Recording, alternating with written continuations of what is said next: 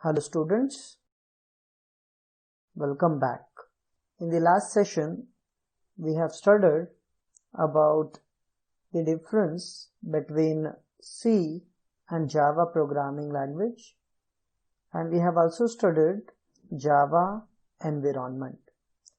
In Java environment, we have studied about Java Development Kit and application programming interfaces. So Java Development Kit, it provides us with some tools which can be used for developing and running Java programs. In today's session, we will study installation of JDK on Windows system. So let's start. As I have said, Java Development Kit provides us with some tools by using which we can compile and run Java program. So to write, compile and execute Java programs, we need Java Development Kit. So today we'll see how to install this Java Development Kit on Windows system. So the steps to install Java Development Kit are: first, we need to download JDK from Oracle's website. Again, this JDK or Java in general, it is open source, which is freely available on Oracle's website. Second step, install JDK. Once you download it from the Oracle's website, you have to install it on the system. And once you install it, again, number 3, that is include JDK's bin directory in the path. We have to set a path for JDK's bin directory. And once you set a path, we need to verify the JDK installation. The JDK installation needs to be verified. So these are some steps which we need to follow while installing JDK on Windows machine. So let's see how practically we can do all these steps. Okay, first step is to download JDK. So to download JDK, just connect your system to the internet, and once you establish your connection, okay, open your browser and just go to the Google search page. Here you can simply type JDK download. It will show you different searches and different options. Just click on the first. Once you click on the first, it will redirect you to the Oracle's website. Now you are already in the download section of Oracle's website. Here it will show you different versions of Java or Java Standard Edition, or you can say JDK versions. So we have SC14, that is Standard Edition 14, Standard Edition 11, Standard Edition 8. So for now, I'll just download Java Standard Edition 8 with some updates, that is 261 update. To download this, we will click on JDK download. Again, I'm not going for the latest version because the latest version is available only for x64 based system. That means you need to have a 64-bit operating system to install Java SC14. But if you're having operating system that is 32-bit, then you have to go for the lower versions. So I'm selecting Java SC8. Here I'll click on JDK download. Just click on JDK download. Again, it will redirect you to the JDK download page. From this page, just scroll down. Here you will see different download files for different operating systems. From this, you have to select, as we are installing it on Windows, we will be selecting a compatible file. So we have this particular download for x86 base system, that is, if your operating system is 32-bit operating system, then you have to download this file. And if your operating system is 64-bit operating system, then you have to choose this particular download. As this particular system which I am using, it is 64-bit, I am going for this x64.txt download. I'll just click on this link. Now it is asking me to accept the policy or license agreement, and it is also telling us that it will redirect to the login screen in order to download the file. So if I click on download JDK, it will redirect me to one more page. On this page, it is Oracle account sign in. Means to download JDK, you should have an Oracle account. How to create it? If you do not have an account, just click on create account. Once you click on create account, a page is displayed, and in that particular page you have to enter some basic information like your name, PIN code, email address, password and all. Once you enter all those things, you have to click on create account. An account is created. I'm not going through all the detailed steps. You just create an account. Once you create an account, I already have one, so I'll just click on create account and show you what all things it will ask. See, once you click on create account, you need to enter your email address, the password, the new password which you want to create, the retype password, the country, name, job title. As you are a student, you can enter here as student, and phone number, you can enter your personal phone number. Company name, you can simply put ABC or college name will do for it. The address and all the information you need to enter here. And once you enter the information, just click on create account. Okay, once you have an account, I already have created one. You have to sign in. You have to enter your email address here and the password which you have created.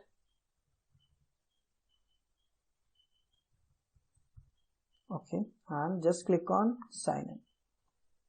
Okay, once you click on sign in, it will start your download. It will ask you to save your file. Just click on save file. Once you click on save file, the download will begin. You can see here the download has started. Now wait for download to finish. Okay, once your download is finished, you just go to the folder where you have downloaded your file. So this is my file, and you have to simply double click on the file to install it. So double click,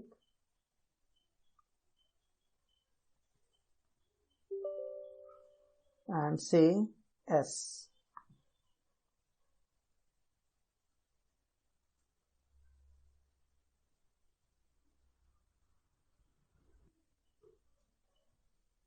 Okay, on this particular screen, you have to just click on next. Okay, it is showing that it is installing this JDK in the folder that is C program files Java JDK 1.80_261. So it is installed in the folder that is Java folder inside program files. So click on next. Let the path remains same. Once you click on next, the installation will begin. It has started installing the files. in the selected location. Just wait for it to finish.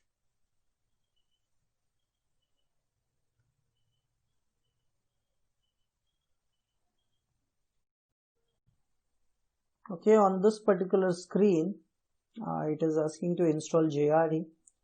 So JRE, that is Java Runtime Environment, which is required to execute your Java programs.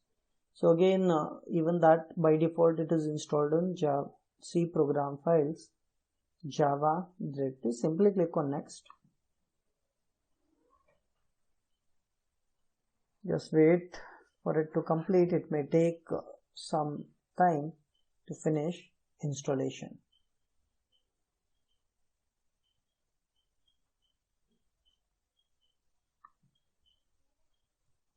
Okay, that's it. The installation has completed successfully. And if you want to access the tutorials and guides, you can click on next steps. For now, I'll just click on close. We have installed the JDK. So second step, install JDK, is complete. Now we will move to the next step, that is include JDK's bin directory in the path. For that, just go to the location where you have installed the JDK. So we have installed it in C. In C, that is program files. In program files, we have a folder called as Java. In Java, we have the latest JDK version which we have installed. It is JDK 1.8.0_261. Again, if you look at this, we have 3 different versions of JDK installed on this particular laptop. So I have one more version, that is 1.8 version, and I also have version 12 installed on this laptop. If you haven't installed JDK earlier, then you will get only one JDK folder here, and no need to have multiple JDK installations. It is better to have a single JDK installation. Now, as I have installed this JDK, I'll open the JDK folder. I'll go to bin directory. Here, okay, so we have to just select this path. This path we have to select and we have to copy it.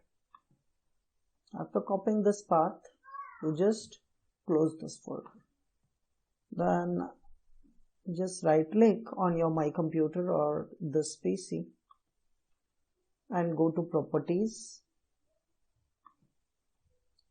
and from Properties just go to Advanced System Settings. In the Advanced System Settings, it will open a property dialog box. From that you have to select Environment Variables. Click on it. In the environment variable, you have 2 sections, user variable section and system variable section. In the system variable section, you just go to system variable section. In system variable section, just go for a variable with a name path, select it and click on edit. Once you click on edit, it will show you something like this. If you are using an older system, it will show you a complete path on a single line. It will show you if you are using an older operating system. And if you are using an older operating system, you have to just put a semicolon at the end and you have to paste the path if it is an older operating system.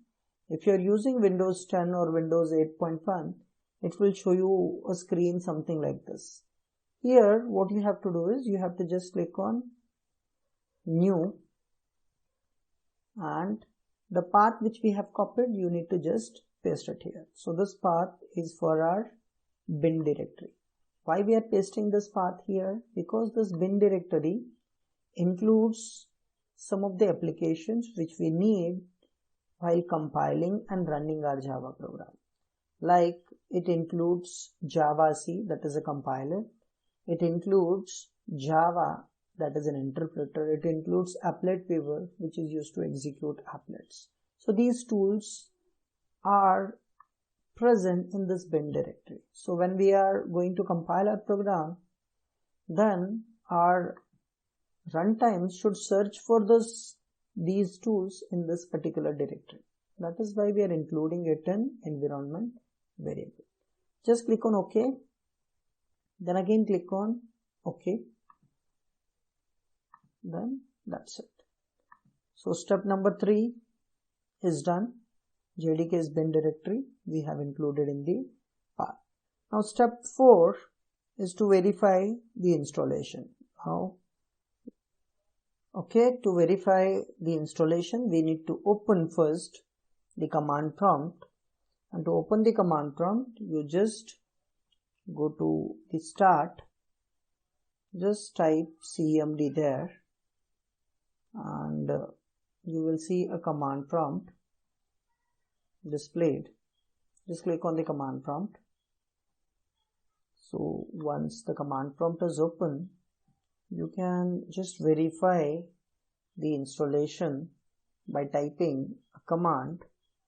The command is the command to check if javac, that is Java compiler, is installed. We have to type a command javac space minus version and press enter, and it is showing the javac version, that is 1.8 0.231. Same way we can verify the Java version. So Java space minus version, and you can see it is showing 1.8.2.61. Again, there are different versions of Java installed, and that is the reason I am getting a different Java and javac versions. So JRE, Java Runtime Environment. So once you are able to see this, that means Java is properly installed on your system. And once you have installed Java or JDK in your system, you are good to go with writing the simple Java programs and execute it. Okay, that's it for today. In the next session, we will see how to write a simple Java program and how to execute it on CMD. Thank you very much.